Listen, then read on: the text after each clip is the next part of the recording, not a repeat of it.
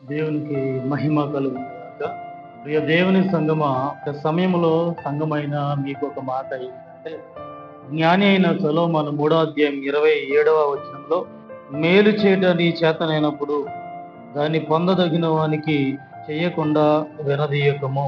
అంటే మేలు చేసేవారిగా సంఘము ఉండరట. కీడు చేయని వారిగా, అన్యాయం చేయని వారిగా, అక్రమం చేయని వారిగా, దోచుకునే వారిగా మనం ఉండకూడదని దేవాది దేవుడు చెప్తూ ఉన్నాడు. చేతనైనంత మటుకు అంటే నువ్వు చేయగలవని ప్రభువుకు తెలుసు. నువ్వు సాధించగలవని ప్రభువుకు తెలుసు. నీవు దేవుని ప్రేమను ఎత్తాలని దేవునికి తెలుసు. అందుకనే జ్ఞాని అయిన సొలొమోను రచించిన గ్రంథం నుండి దేవుడు మాట్లాడుతున్నాడు. సంఘమైన మనము మన జీవిత కాలంలో చేయదగినంత, చేతనైనంత మనం సహాయకులుగా, సహాయం చేసేవారుగా ఉండాలి. ఎందుకని అంటే మన దేవుడు సహాయకుడు. మన దేవుడు సహాయం చేయవాడు. సహాయం చేసేవారుగా ఉండి, దేవుడు చెప్పిన మాటలు అనుసరించేవారుగా ఉండి, ఆయన మహిమ తెద్దాం. దేవునికి మహిమ కలుగును గాక. ఆమేన్.